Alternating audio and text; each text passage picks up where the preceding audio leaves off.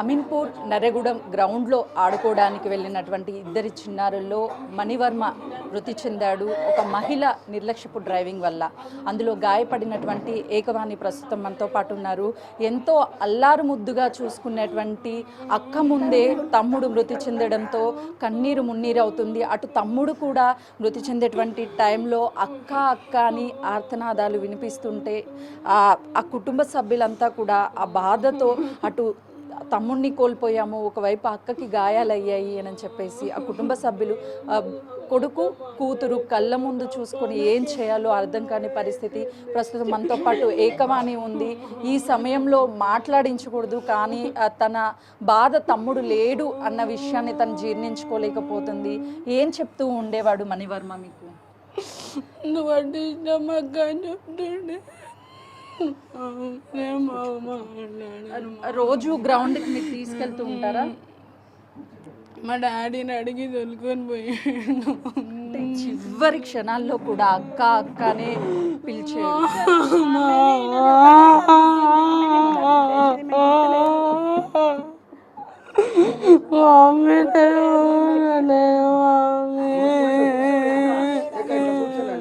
చూస్తున్నాం కదా విజువల్స్ లో. తమ్ముడు లేడు అన్న విషయాన్ని జీర్ణించుకోలేకపోతుంది.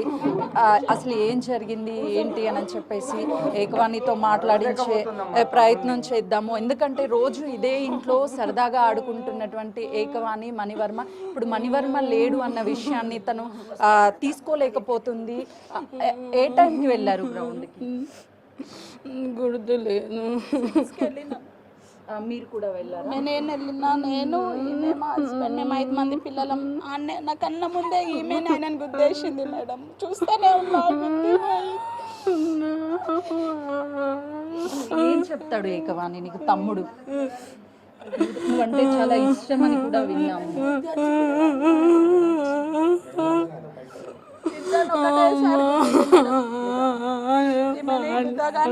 ఈమె ఎగిరి అటు పడ్డది, ఎగిరి ఇటు పడ్డాడు.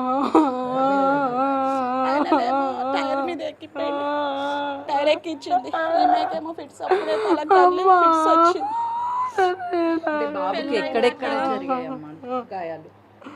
టైరే పోయింది మేడం, ఇట్లా టైర్ పోయింది మొత్తం.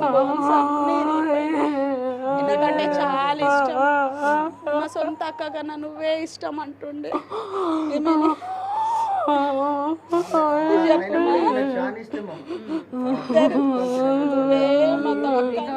నీ చేతుల్లోనే పెరిగాడు బాబు. లాస్ట్ లా మేడం నిన్న ఆమెనే తినిపించినాకనే గ్రౌండ్కి దొరికిపోయింది. ఈమె చేతితోనే తిన్నాడు.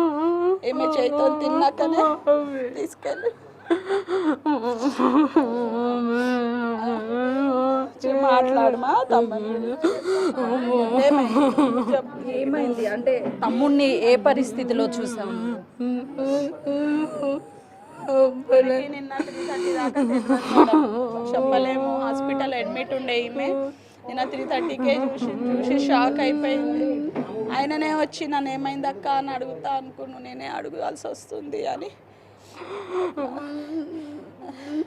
విజువల్స్లో చూస్తున్నాము ఏకవాణి ఆ విషయాన్ని తీసుకోలేకపోతుంది. తమ్ముడు రోజు తనతో పట్టే ఉండేవాడు.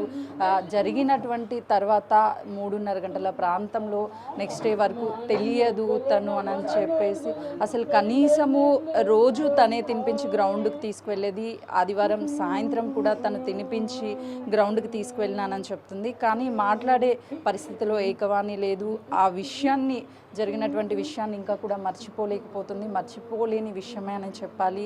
కళ్ళ ముందే అల్లారు ముద్దుగా పెంచుకున్నటువంటి తమ్ముడు నుజ్జు నుజ్జు అయిపోయినటువంటి ఘటన